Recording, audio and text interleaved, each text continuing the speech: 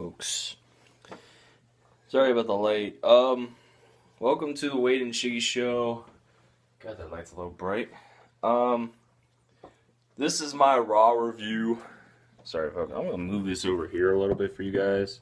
Kind of out of the light a little bit. This is my Raw review for April 11th. Yeah, it's the 11th because today's the 13th. This was supposed to be yesterday, but yesterday's issue had to be addressed to you folks. Sorry, I just farted. But yes, yesterday's video had to be, the message had to be sent out to you folks. You know, I can't wait to see what McJuggernuggets gets. Whatever he gets is what he deserves. So we're gonna go ahead with the Raw review. Shane O'Mac does it again, folks. I'm telling you. For the past 2 weeks, Shane O'Mac has done some outstellar matches for a Raw. I mean, it's a lot better than what it usually is. Sorry, folks. I am going to eat this because I literally just got home from work and I'm starving and I want to eat. So, it begins with Kevin Owens wanting his rematch for the Intercontinental Championship because he lost out on fighting for the world title to AJ Styles last week. And Shane O'Mac's like, okay, I'll give you a chance. I'll give you a chance because you got to fight against Cesaro. So those two duke it out. Those two always seem to have a match for the ages, them two. The match was good. I'm actually surprised that Cesaro won. Half surprised, half not. Because I know what's going to happen. And the reason why this will probably happen is what happens later in the night.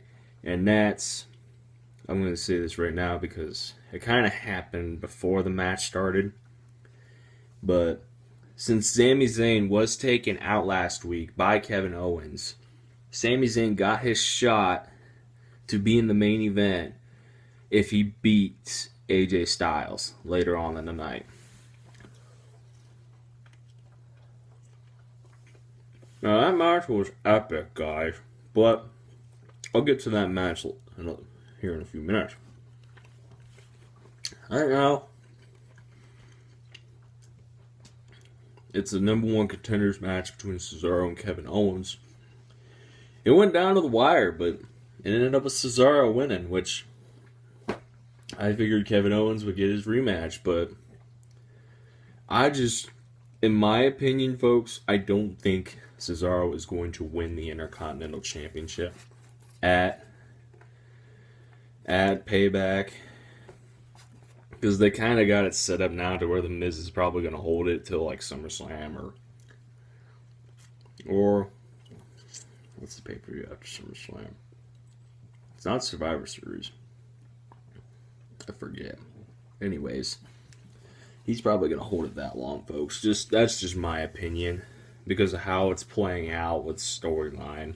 You know, bringing his wife Maurice back, which is hot.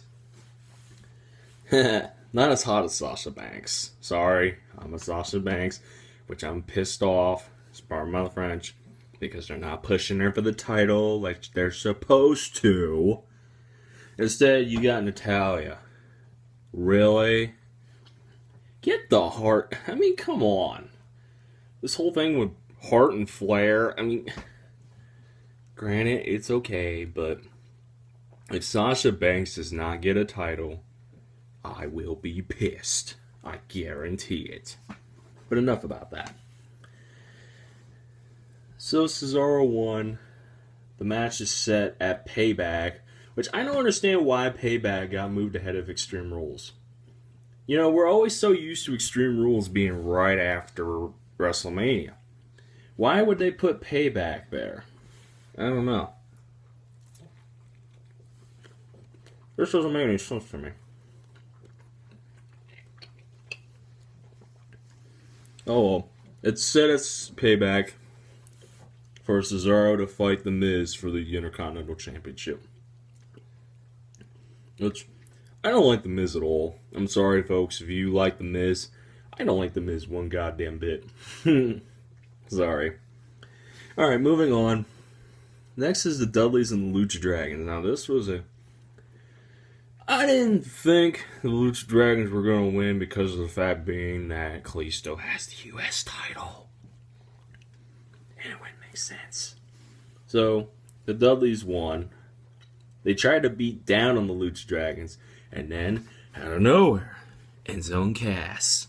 I love those guys, man. Even though they're kind of rip-offs of Kevin Nash and Scott Hall. Them guys, they definitely know how to talk trash. I can't wait to see what they're going to do with them.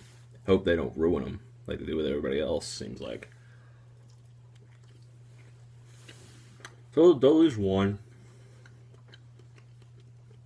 I want to say it was the best match of the night. I mean, Cesaro and Owens was a lot better than that one. Alright, next one is Charlotte and Natalya, which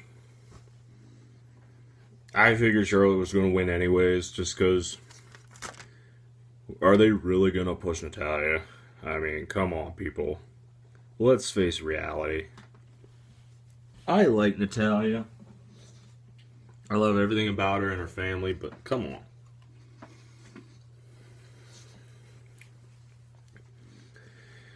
Alright, the next one is the Usos versus the Social Outcasts, and the members being Heath Slater and Curtis Axel. Now, the Usos pulled out a win in this, but there was a surprise. Well, not really a surprise, because I kind of knew what was going on anyways. Thank you, social media.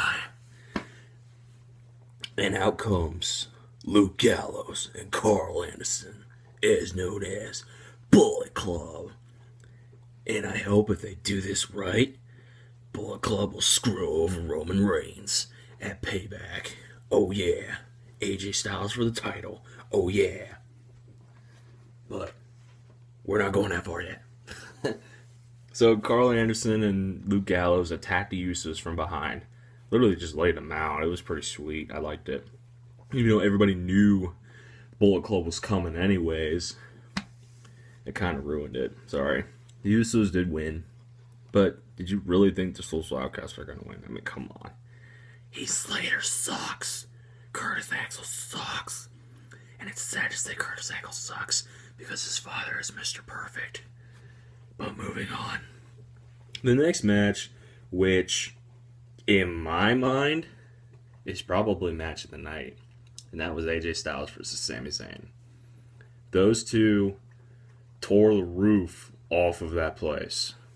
Those two went, I mean, that was a hellacious match. That match was pay-per-view material written all over it, in my mind.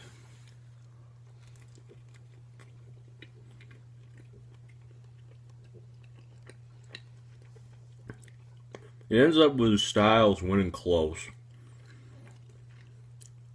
But the reason why I think Styles won is because Sami Zayn, and this goes back to a theory I just said a few minutes ago, Sami Zayn is going to fight Kevin Owens to get revenge at Payback. Which it fits. It fits the pay-per-view. It does. I'm not saying I'm not going to watch it, because that will be a great match. Two young guys. But Styles won, beat Sami Zayn in a great match. Thank you, Shane O'Mac, for making a great match. You're awesome, dude. Next was Chris Jericho and Dean Ambrose doing their thing, which we all know what's going to happen. Dean Ambrose is going to face Chris Jericho, which should have happened at WrestleMania, but we wanted to see AJ Styles and Dean Ambrose get their asses kicked, right? Wrong.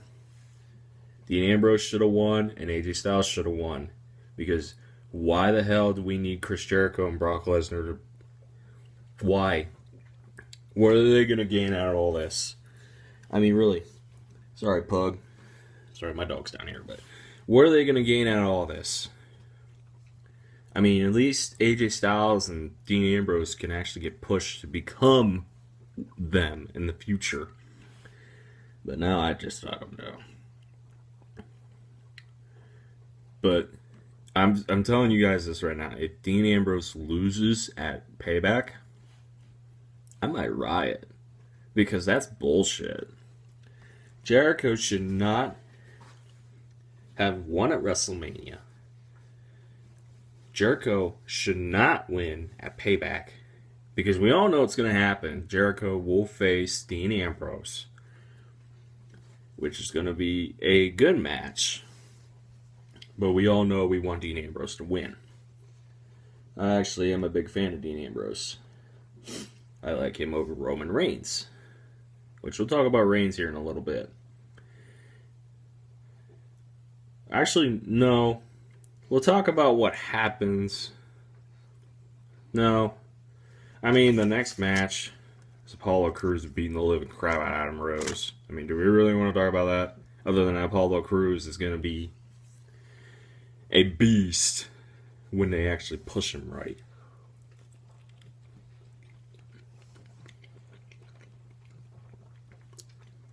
Anyways. So halfway through the night, the League of Nations challenges Roman Reigns to a fight.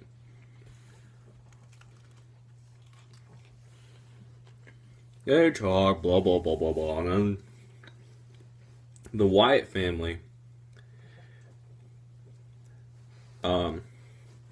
attacks the League of Nations. And ends up leading to a tag match.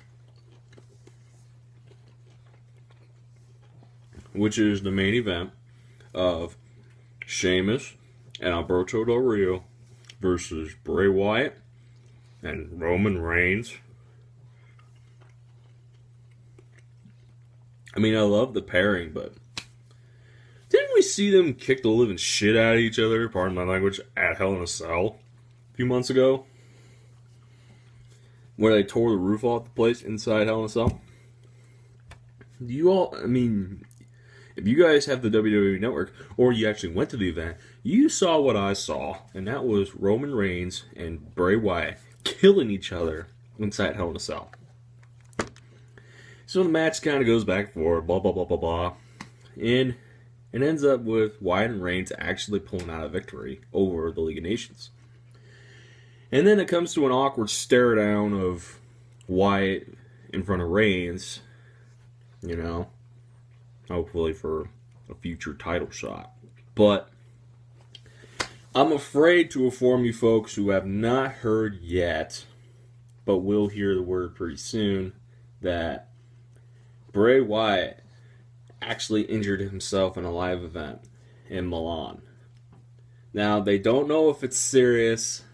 I really hope it's not serious, because the way the crowd reacted to Bray Wyatt that night, I was ready for a push. I was ready for him to actually fight for that title, like he should have done a long time ago. But thanks to WWE writers, they suck and buried the Wyatt family. I mean, just look at WrestleMania. Hell, The Rock beat Eric Rowan in 6 seconds just to break that record. I mean, come on. Whatever. I hope Bray Wyatt recovers. I know. I love you, man. I loved you ever since you came in. I hope you're okay and you get better, because we need somebody to take that title off of Roman Reigns. And you are the one of the prime candidates that I want, other than AJ Styles. I don't know when Seth Rollins will be coming back. I hope it's July, I think. The Cena's supposed to come back pretty soon, too. But I don't want him having that goddamn title. We've seen Cena have the title enough times. Dean Ambrose. See, my theories, I have so many theories that run through my head that make it work. But the one guy that I would love to have the title and have I mean, I love Seth Rollins. Seth Rollins is a perfect character. I mean, just the way he is, the way he acts, the the way they pulled him up, he reminds me of a young Edge. He does. Dean Ambrose, I mean, they're trying to raise him like Stone Cold, but come on. You can't do another Stone Cold, folks. You can't. Because those are totally two different times. But, anyways, my match of the night was obviously AJ versus Sami. You know, Sami Zayn is going to be the future of WWE. I know it. I mean, I just love the Blue Thunder Bomb. That thing is sweet. But Styles and Zayn, they blew the roof. That was a great match. So that was my match of the night. Anything interesting? Other than Bray Wyatt injuring himself on a live event, no, not really. But also, for my fans who watch the show, I don't know if you heard, but there's rumors flying all over the place that one of my favorite superstars, before he actually even became who he was, and if you don't know who it is, it's Randy Orton. I hope that he doesn't have to retire. You know, that guy could sell events like that. This, that, this, that. I just love to watch him move, watch him wrestle. Yes, he's not a technical wrestler, but that dude can cut a promo better than anybody I ever knew. And him and Rollins at Mania last year? I think it was last year. Those two had a great match. I mean, you can't go away from an RKO, folks, in my opinion. But that's a discussion for another day. Right now, I'm tired. It's been a long day, folks. And I want to go to bed. Because I got another long day tomorrow. So that's the end of the Raw review. Leave a like below. Please comment with whatever you guys like to talk about. Give me your suggestions, your thoughts, anything. Whatever you guys want to talk about. I'm here, folks. I love to listen to you guys. You know, I appreciate it if you give me your insight so I can insight with you. I love to interact with you guys a little bit. And please subscribe for more content. I love doing this for you guys every day. It sucks because I have to do it after work, but I try to do this for you guys. I love you all to death, and stay classy.